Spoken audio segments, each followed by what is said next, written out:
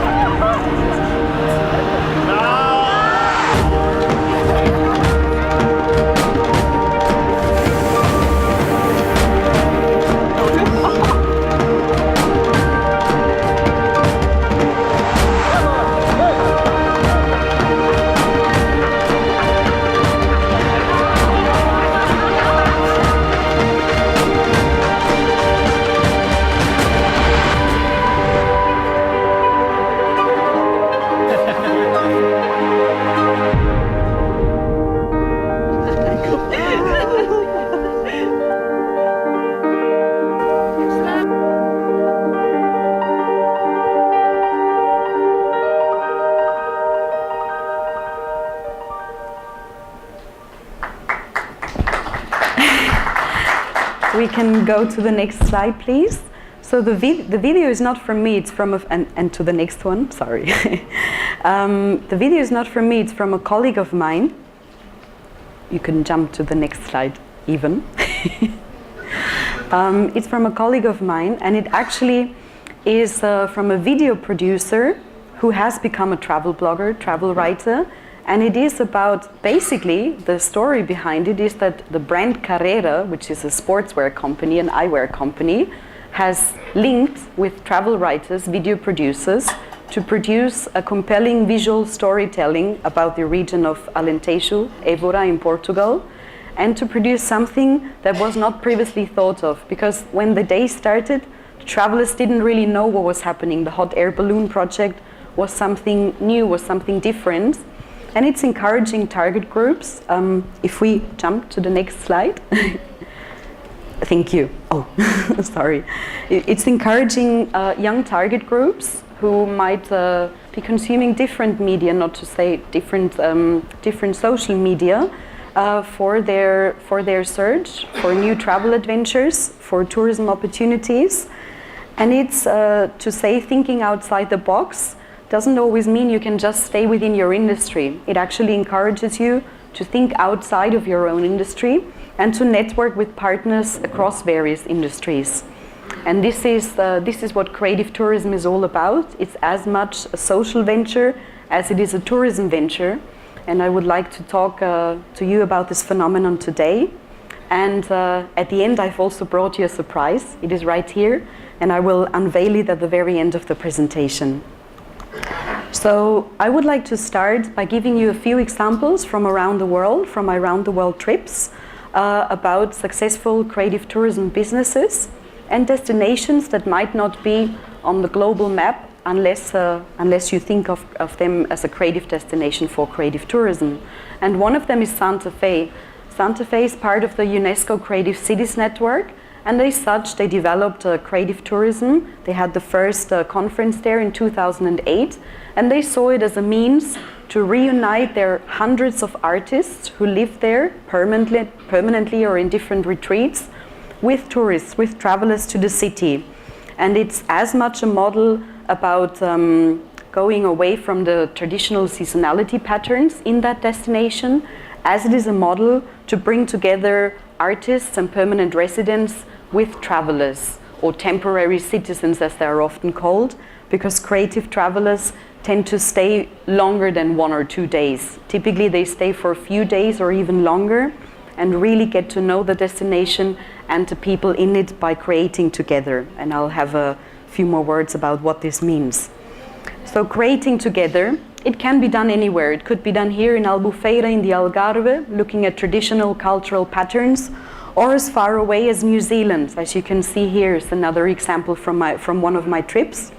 I was fortunate enough to live in New Zealand and work with Creative Tourism New Zealand, a marketing organization there, 7 years ago, and they taught me to weave, they taught me to eat these ferns. So you go into the forest with Maori tour guides, and they actually teach you what you can eat and what you can have for a snack, what you can turn into tea, how the landscape actually makes sense, how it becomes a vivid landscape, how it becomes a cultural landscape by adding their significance and their stories to your tour. So you actually end up being less of a tourist than actually being a traveler or even part of the extended family with them. The same thing happened to me in Porto Alegre in Brazil, a very warm-hearted, generous destination that I always treasure. When I go back to Brazil, I'll definitely make a point of going back to Porto Alegre. It's the capital city of Rio Grande do Sul, and it's one of the first creative travel destinations in Brazil.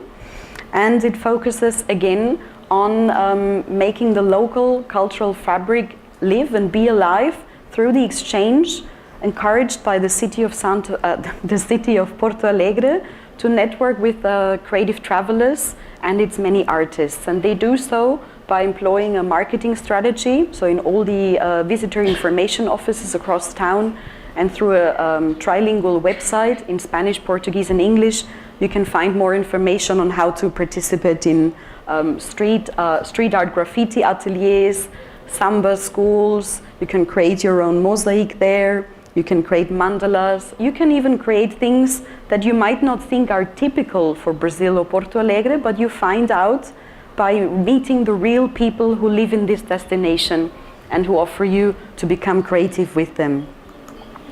And then, of course, the news about this new form of travel and of looking behind the scenes, we can say, has of course reached us travel bloggers, travel writers as well. It lends itself to being broadcasted in a multiple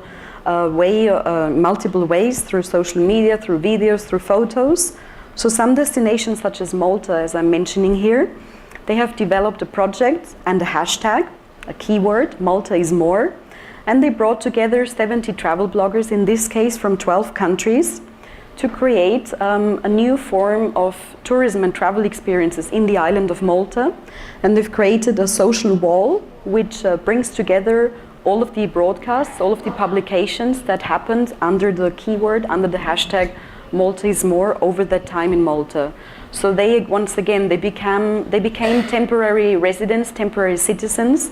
They were housed in a certain apartment. It doesn't take much to organize this. It's just a clever thing. So you really just need to set up some kind of accommodation and provide links for travelers, for multipliers in this case, to network and link with the local population in Malta, in this case. Then there is an example I would like to share with you from here, from Portugal. Maybe some of you know him. My friends and colleague in the network, Nelson Carvalheiro, has recently published the Portuguese travel cookbook.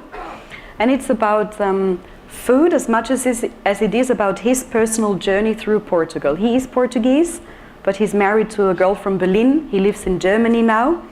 And he comes back every now and then with saudade, I guess, a longing for Portugal. And this is his way of saying, I love you through food, through the food and gastronomy heritage of Portugal. And because he's a travel blogger, so he's in tune with the new digital age, he created hashtags. He's worked with the organization Apetece, which is an organization here in Portugal, partly funded by the European Union. And they have encouraged him as a travel blogger, as a travel writer, to write this book and share his stories through the common keyword Portugal food stories. And a lot of it has rippled through the internet and has caused a lot of attention. We have our own creative tourism network in Austria. I helped to develop it. My background is in tourism and tourism management. So we started this network together with the Austrian National Tourist Board, talking about networks. You always need those networks. And we got off the ground an organization called Creative Tourism Austria, which looks at making accessible the traditional craft and culinary heritage of our own country, such as, for instance, scything. Don't know if you're familiar with this term or activity. I wasn't either until I tried. And it always looks very romantic if you see the mountain farmers working the fields. But it's not romantic, it's hard work. So after 5 minutes, you barely have this small patch of land cleared, and you really appreciate and understand what the work means, and also what makes up the cultural landscape of Austria, of the Austrian Alps in this case. So you get a deeper understanding not only of the locals you meet, but of their work and of their contribution to the whole industry, to the whole culture, to the whole regional fabric of the place that you're visiting. And then of course it's all branding and storytelling, because it is the first Austrian scything school. It tells a story, it attracts travelers, it is broadcasted through different networks, and it attracts travelers like us. So going back to what we said in the beginning and what Xavier mentioned and other presenters I'm sure will focus on, times have changed and times are changing. We're moving from advertising to storytelling, and we're moving from selling to flirting. We're not selling directly what Carrera has done in the video. They're selling glasses, they're selling eyewear, but they're not selling it directly. They're flirting with you by creating this video, by creating this brand message that Carrera is cool. And hey, look what Carrera is able to do. So it's more implying messages rather than selling messages, inspiring you, and it can happen spontaneously, and it's often unpredictable, because in creative travel you literally walk into workshops and people's homes, and this can be around the corner or across the world, but it'll always be quite different, because you meet people who follow their passion and who've created a very new experience for you, totally usual for them, very unusual for you, and there lies the key and the magic. And then it's us who tell the stories, and we tell them in a mobile, social way. And then, of course, there's the famous saying, I hear and I forget, I see and I remember, I do and I understand. And that's what creative travel really is about. It's a quote by Confucius. And we call it this kind of paradigm shift from cultural to creative travel. So trooping through museums and galleries is more and more seen as a less desirable activity than a really desirable activity. If you want to follow other travelers through, for instance, museums, they also need to think of how can we become more creative? How can we attract different target groups and make tourism and travel inclusive and accessible to all target groups? This was in Cerdeira, by the way, close to Coimbra. I went on a creative mountain retreat, and the Aldeia, the Cerdeira, was using creative travel as a resource to protect itself from abandon, really. So many aldeias históricas from Portugal are risking to be abandoned, and one of them has turned things around by creating a creative travel retreat for artists and visitors. And this is my surprise. I have just recently published this book. It's a handbook. It's a guidebook on creative travel. And I've brought together all my knowledge and experiences about this new trend in this kind of handbook. And it's basically telling how to, where to, how can you combine tourism, travel with becoming more creative, and how does it change you? So how does it, what does it do for you? And how can you meet those creative people and become part of their life and part of their stories? And not really, well, stepping out of the traditional tourist role, I guess. And so this is my story. Enjoy your first times and dare to go out there and create. Thank you for your attention.